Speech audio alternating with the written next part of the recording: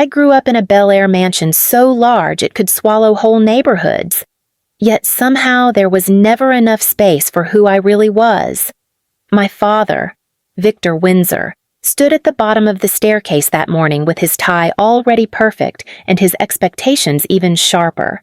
"Aurora, the Crowells will arrive at 6, he said without looking up from his tablet. "Brandon expects you to review the merger pitch with him." "It is not my merger," I replied quietly. He finally lifted his eyes. "Everything you do reflects this family. Do not forget that." My mother, Evelyn, drifted in behind him, her perfume announcing her before her voice did. "Darling, Brandon chose a vintage ring for tonight. Try to smile when he gives it to you. Cameras will be present. I do not want a proposal staged for shareholders." I said. Evelyn's brows arched. "Want has nothing to do with legacy." Her words pressed against my chest. I felt myself shrinking even as I stood straight. "I have been following your script my entire life," I said. "Business school, the executive track, the perfect fiancé, none of it feels like mine." Victor stepped closer, lowering his voice. "A Windsor does not chase feelings. You will not embarrass us by hesitating now." Something cracked inside me then, small but sharp. Their world looked flawless from the outside, but from where I stood, all I could see were walls. I swallowed hard. "I just need space to breathe." Evelyn waved a dismissive hand. "Breathe later. Tonight, you smile." If you ever felt the weight of someone else's expectations pressing you into a life that never felt like yours, stay with me. My story begins here with the moment I realized obedience was slowly killing who I was meant to be. My father's demands were still echoing in my head when my Porsche Taycan sputtered and died on Ventura Boulevard. Of course it did. Even my car seemed tired of pretending. I called roadside assistance, and 20 minutes later a tow truck rolled in. A man hopped out, wiping his hands on his jeans. He had warm eyes, steady and unhurried. "Rough morning," he asked, glancing at the hood. "You could say that." "I am Jackson," he said, offering a small smile. "Let me take a look before we tow it." He leaned under the hood, humming softly. No arrogance, no rush. When he stood again, he tapped the frame lightly. "Your inverter is acting up. Nothing dangerous, but it will need a proper fix at my shop." "Lead the way," I said, surprising myself. At Horizon Auto Works, he invited me to sit while he ran diagnostics. "Coffee?" he asked, gesturing toward a beat-up vending machine. "That machine looks older than my entire career," I said. He laughed. "Hey, it has character. Unlike most things in Los Angeles." I sipped the terrible coffee anyway. My parents would have a heart attack if they saw me here. Why, it is just a garage. It is everything they are not. Jackson slid onto the stool beside me. "You sound like someone living a life that photographs well but feels empty up close." His words landed harder than he knew.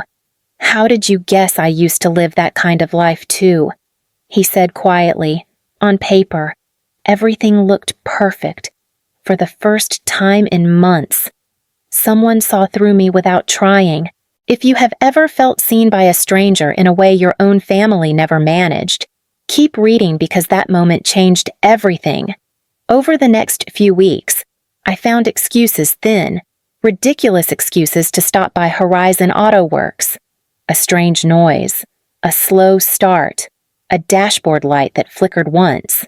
Jackson never called me out on it, but the corner of his mouth always lifted like he knew. One afternoon, he handed me my keys and said, "Your car is fine. Aurora, you know that." I froze. Maybe I just like knowing it is fine. Or maybe you like not being watched here, he said gently. My breath caught. At home, everything is measured. My tone, my posture, my usefulness. And here he asked. Here I get to be a person instead of an asset. He leaned against the counter, arms crossed. Sounds lonely. It is worse than lonely, I whispered. It is planned. Jackson hesitated before asking, "Does your fiancé plan everything too? Brandon plans the color palette of our future wedding more than he plans to understand me?" I exhaled. "He thinks merging families is more important than liking each other." "That is not a marriage," Jackson said. "It is a transaction," I replied. We drove later that night, windows down, air cool against my face. He took me up Mulholland Drive, where the city glimmered below us. "You look lighter out here," he said softly. "Because nobody expects anything from me." "I do," he murmured, not looking at me. "I expect you to want more than a life written by other people." His words lodged inside me, warm and dangerous. If you have ever lived two versions of yourself, the one the world demands and the one begging to breathe, you will understand why I kept going back. By the time the Windsor Art Foundation Gala arrived, my nerves were already stretched thin. Evelyn adjusted the clasp of my diamond necklace as if tightening a leash. "Tonight is important," she said. "Do not drift. Do not improvise." Victor appeared beside her. "Brandon will finalize the East Division agreement with you after the announcement. Keep your answers sharp. I have not agreed to any division." I said. Victor's jaw tightened. "You will." Inside the ballroom, chandeliers glowed and cameras flashed. Brandon approached with practiced confidence, holding a velvet box. "Aurora," he said, lowering his voice. "My parents are watching. Let us make this memorable." "I cannot," I whispered. "You can," he insisted, guiding me toward the center of the room. My heartbeat thudded painfully. My mother's eyes gleamed with expectation. Victor nodded as if giving a silent cue. I stepped back. "Stop! This is not my moment. It is yours." Brandon blinked, confused. "What are you doing?"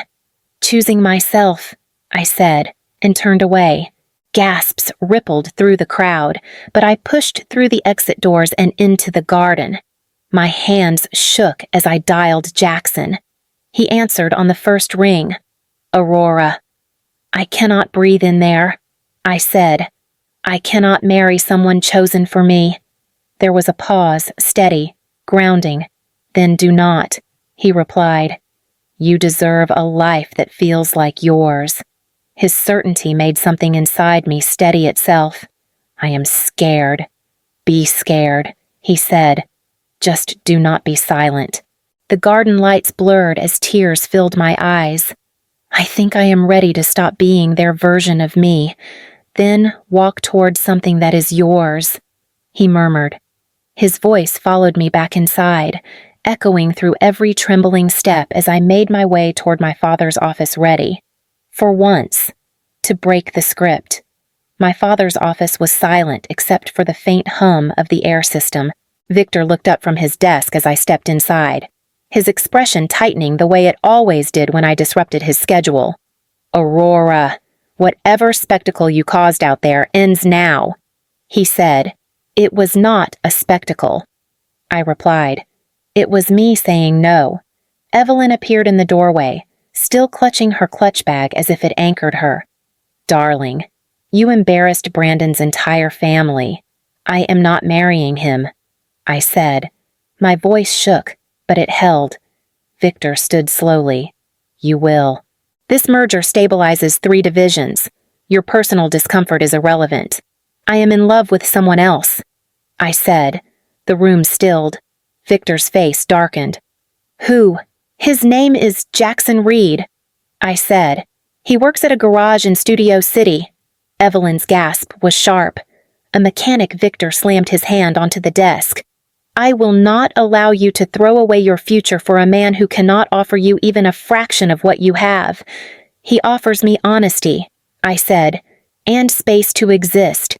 "You walk out that door with this nonsense," Victor said, voice low and lethal, "and you lose your stipend, your position, and every privilege tied to this family." Something inside me stopped trembling. "Then I lose them."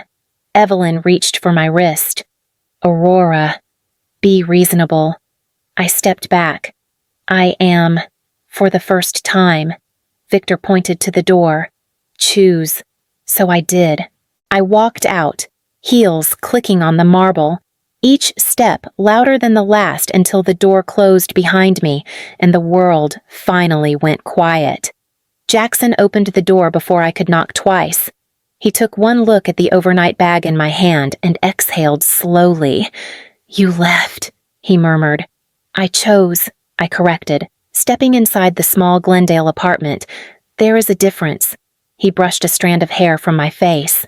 Aurora, this is your entire life you are walking away from. No. I said, it is the life they scripted for me. The apartment was tiny, one bedroom, a narrow kitchen, shelves half filled with books and spare car parts. It felt more real than every square foot of my parents' mansion. I can help with rent. I said, setting my bag down. You do not need to, he replied. I can, Jackson. I interrupted. Let me participate in my own life. He smiled faintly. Then welcome home. The first weeks were messy but honest. I burned rice twice. I learned that electricity bills did not magically pay themselves. I started an entry-level role at a small consulting firm, earning less in a month than Victor spent on a single gala table. One evening, after I botched a pot of ramen, I sank onto the floor with my head in my hands. This is harder than I thought. Jackson sat beside me. You can still go back. You know, I cannot. I whispered, if I go back, I lose myself again. He studied me quietly. Your father will not let this go. He already called the garage today. My stomach tightened. What did he say that I am ruining the legacy he built? Jackson let out a humorless laugh. He has no idea how much you rebuilt me. I leaned my head on his shoulder. Then maybe we rebuild each other. His arm came around me, steady and sure. There was no chandelier above us, no orchestra swelling in the background, just two people in a tiny apartment, choosing each other despite the world we left behind. 6 months passed, and the rhythm of our small life settled into something almost steady. But then, Jackson started slipping out earlier, coming home later, and answering calls in the hallway with his voice lowered. One night, I set Thai takeout on the counter and waited. The clock crawled past 9, then 10. When the door finally opened, Jackson looked exhausted, his shirt smudged with grease. You were not at the garage, I said. He paused before answering. I had something else to handle. What something, Aurora? Please. I am trying to figure things out. I stepped closer. Figure out what us, his shoulders tensed. No, work. Just work. It was the first time he lied to me, even if he softened it with tenderness. He kissed my forehead, murmured that he was tired, and disappeared into the shower. The next few days were worse. More late nights, more half-truths, more distance. On Friday, I came home early with the hope of surprising him, but the apartment was empty. A note sat on the counter. Working late. Love you. Something in the handwriting felt rushed, uneven. My phone buzzed before I could sit down. An unknown number flashed across the screen. Ms. Reed. A voice said when I answered.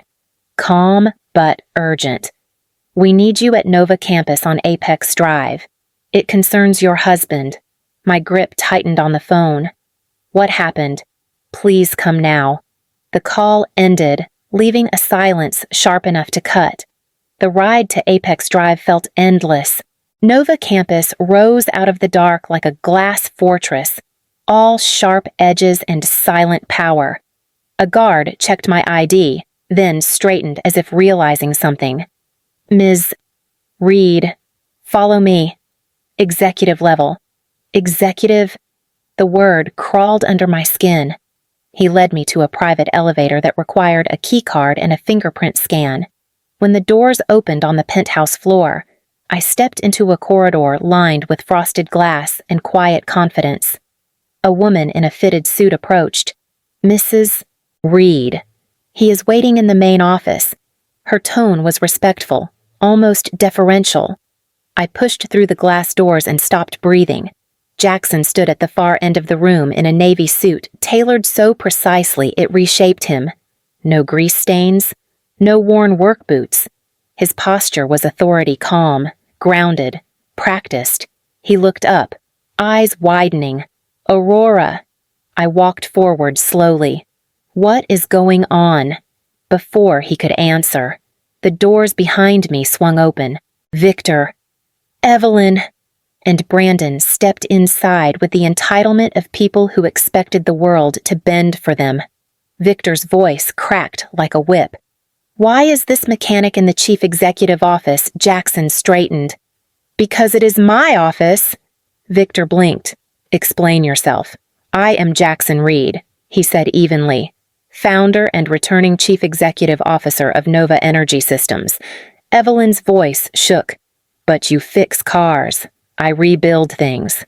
Jackson replied, "Engines, companies, sometimes myself." I stared at him, the words hitting harder than the truth itself. "Why did you never tell me?" Jackson stepped closer, voice low.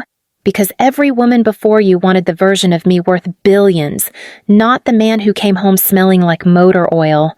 I had to be certain you chose me, not what I built." "Behind me," Victor scoffed. "This changes everything." I turned to him, finally steady. "Yes, it does." Victor stepped forward as if reclaiming territory. "Aurora, you have no idea what this means. Nova would stabilize our entire electric division. We can negotiate." "This is not a negotiation," I said. My voice surprised even me. "Not for you. Not anymore." Evelyn touched her pearls, trembling. "Darling, we were only trying to protect you. By trying to buy my marriage, by calling my employer, by humiliating me at my own wedding." The words spilled out, sharp and long overdue. Jackson moved beside me, steady as a wall. "Mrs. Windsor, Mr. Windsor Aurora is not an extension of your empire. If Windsor Global wants a partnership with Nova, you will meet her as an equal, not as leverage." Victor's gaze snapped to him. "You think you can dictate terms to me?" "I am not dictating anything," Jackson said. "I am telling you what respecting your daughter looks like." Silence stretched, heavy and brittle. Then I stepped forward. "You taught me Windsors never settle for second best." "I did not. I chose the man who saw me when you only saw your legacy." Victor's face crumpled, not in defeat, but in something close to realization. "Aurora, come home." "I am home," I said softly, slipping my hand into Jackson's. "But if you want to be part of my life, you will walk toward me instead of pulling me back." Evelyn's eyes filled. Victor lowered his head, and for the first time, they looked less like titans and more like parents trying. As Jackson guided me out of the glass office, I squeezed his hand. "If you have ever fought to own your life, your voice, or your future, stay with this story, because the fight is only the beginning and you deserve to win yours too."